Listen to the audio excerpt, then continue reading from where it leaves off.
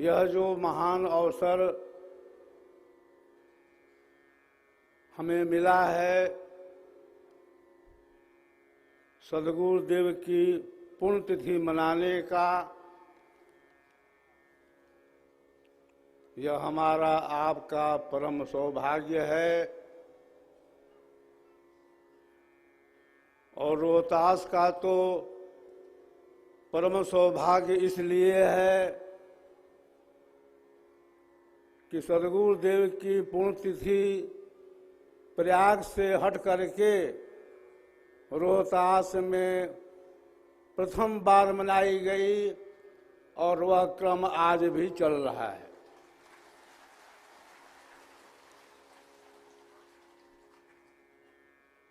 मैं बहुत पहले से कह रहा हूं कि बिहार में जितना प्रचार रोहतास जिले में है उतना कहीं नहीं है।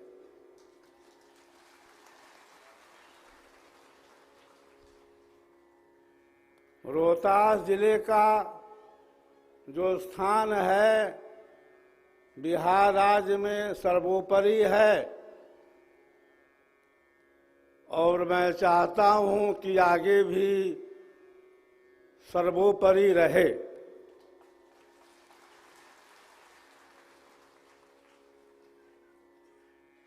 यह अवसर हमें जो प्राप्त हो रहा है, प्रत्येक वर्ष पुण्यतिथि मनाने का रोहतास में, यह रोहतास के सभी भक्त शिष्यों के लिए अत्यंत सौभाग्य का विषय है, हर्ष उल्लास का विषय है। आज हम जिस महान सत्ता की पुण्यतिथि मना रहे हैं, उस सत्ता का उद्घोष है कि मैंने प्रभु को, परमात्मा को प्राप्त किया है विहंगम योग के चेतन समाधि के द्वारा। जिस सत्ता ने सारे विश्व के सामने उद्घोष किया, संदेश दिया कि परमात्मा जो है प्रकृति पार का विषय है, परमात्मा जो है जड़ विज्ञान का विषय नहीं है, परमात्मा जो है चेतन विज्ञान का विषय है। जिस सत्ता ने कहा परमात्मा को पाने के लिए आवश्यकता है किसकी? शरीर की नहीं, मन की नहीं, वाणी बुद्धि की नहीं, अंतःकरण की नहीं, अष्टचक्रों की नहीं, 9 द्वारों की नहीं, इंगला पिंगला सुषुम्ना की नहीं, निरंजन की नहीं, ओम की नहीं, सोहम की नहीं, शक्ति की नहीं, ररंकार की नहीं, अष्टचक्रों की नहीं, 4 वाणियों की नहीं, 10 अनहदों की नहीं, 5 शब्दों की नहीं, 4 वाणियों की नहीं, बंकनाल की नहीं, मेरुदंड की नहीं। वह जो परमात्मा है वह तो मन बुद्धि चित्त अहंकार से भी परे है। जिस सत्ता ने संसार के सामने उद्घोष किया कि तुम्हारी जो शक्ति है वो क्या है? सोई हुई है। और जब तक तुम अपनी सोई हुई शक्ति को ब्रह्म विद्या के साधन भेद के द्वारा सद्गुरु के प्रकाश में जगाओगे नहीं, तब तक तुम्हें गति मुक्ति नहीं मिलेगी। जिस सत्ता ने कहा कि आत्मा चेतन है और परमात्मा भी चेतन है, जिस सत्ता ने कहा कि विहंगम योग के अंदर चेतन चेतन का योग होता है, जिस सत्ता ने कहा कि परमात्मा जो है किसका विषय है? मन का नहीं है, वाणी का नहीं है, बुद्धि का नहीं है। परमात्मा को प्राप्त करने के लिए आवश्यकता है आत्मा की, और वह जो आत्मा है क्या है? जड़ नहीं है, चेतन है। तभी तो सद्गुरुदेव ने कहा कि परमात्मा चेतन विज्ञान का विषय है। तो आवश्यकता आत्मा की है, और चेतन आत्मा जो है वही परमात्मा की प्राप्ति करता है। विहंगम योग का जो दर्शन है, विहंगम योग की जो फिलॉसफी है, वहां की जो भक्ति है, बंधुओं, चेतन चेतन की है। जहां पर सारी क्रियाएं हमारी चेतन हो जाती हैं। चेतन गुण चेतन क्रिया चेतन सब व्यवहार, चेतन परमानंद है, चेतन शब्द आधार। मैं कई बार कह चुका हूं कि भक्ति का आधार कभी भी जड़ नहीं होता, सदैव चेतन होता है। और यह जो ब्रह्म विद्या है, यह जो विहंगम योग है, चेतन भक्ति का, चेतन योग का प्रचार करता है। विहंगम योग का जो साधक है, आत्मिक आधार से साधना करता है, जिसे हम भक्ति कहते हैं। आज सारे संसार के अंदर जो भी साधना की पद्धति है, कहीं भी चेतन आधार देखने को नहीं मिलता। आज विश्व के अंदर पूजा की जो भी पद्धति है, किसी भी पूजा का आधार चेतन नहीं है। और जो पूजा चलती है, शरीर, मन, बुद्धि वाणी की सीमा के अंदर उसको विहंगम योग कर्म कहता है। कर्म कौन करता है? इंद्रियां करती हैं। जहां पर आंख है, कान है, नासिका है, जिह्वा है, त्वचा है, जिसको ऋषियों ने कहा कि यह ज्ञान की इंद्रियां हैं। जहां पर हाथ है, पैर है, गुदा है, लिंग है, वाणी है, ऋषियों ने कहा कि यह कर्म की इंद्रियां हैं। सदगुरु की वाणी कहती है, इंद्रियों से ना ही साधन, ना ही साधन प्राण से, चित्त मन से ना ही साधन, ना ही बुद्धिमान से। प्रकृति का आधार तजी, स्वज्ञान से साधन चले।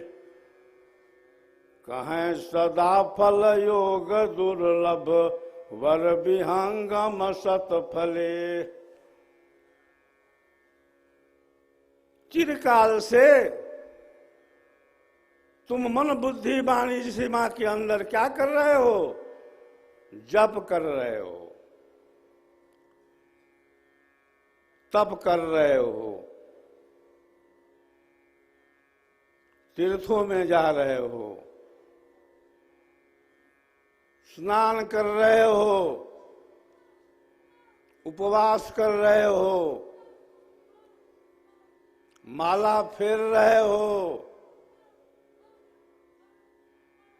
संत महात्माओं का प्रवचन भी सुन रहे हो, धार्मिक साहित्यों का अध्ययन भी कर रहे हो।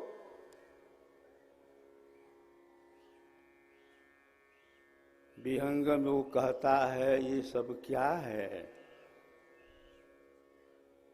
विहंगम योग कहता है कि यह सब पूजा की, साधना की आरंभिक श्रेणियां हैं। पूजा हम यहां से शुरू करते हैं, लेकिन पूजा की जो समाप्ति है, साधना की जो समाप्ति है, वह यहां पर नहीं है।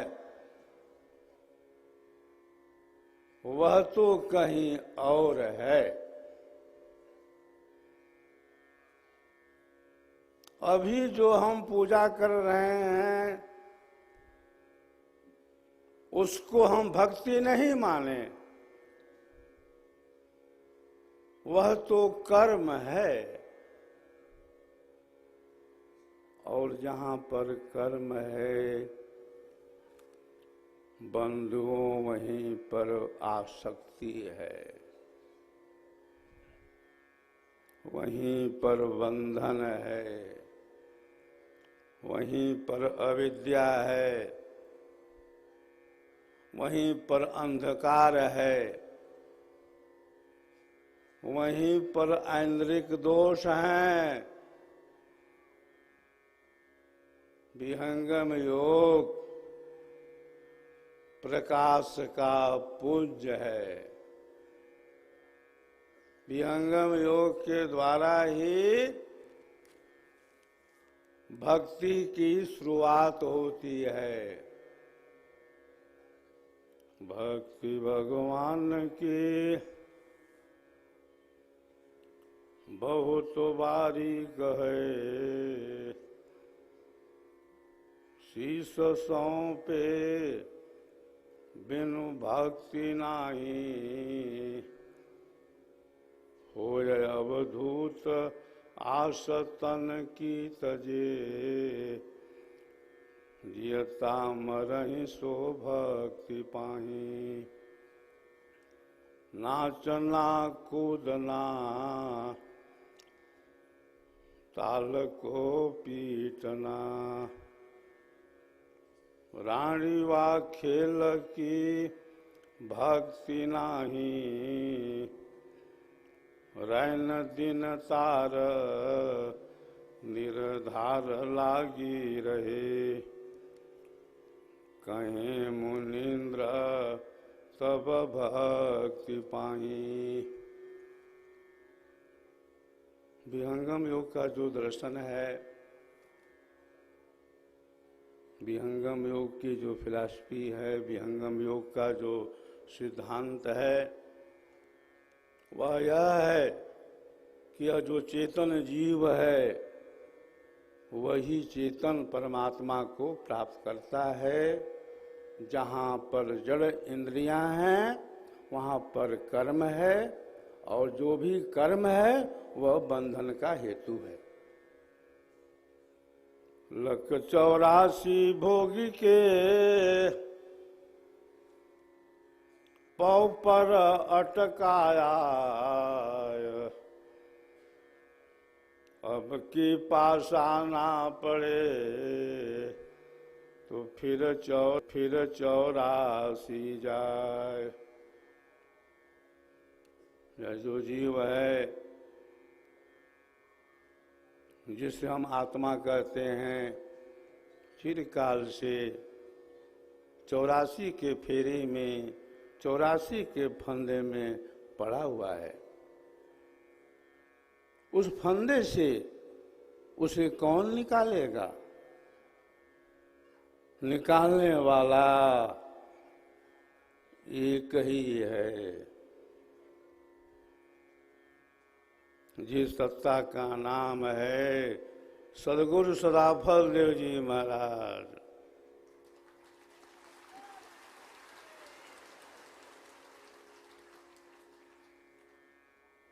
सदगुरु पीव जीव का रक्षक, तासे करो मिलाना जी। जिनके मिलहि परम सुख उपजे, पावहु पद निर्वाणा जी।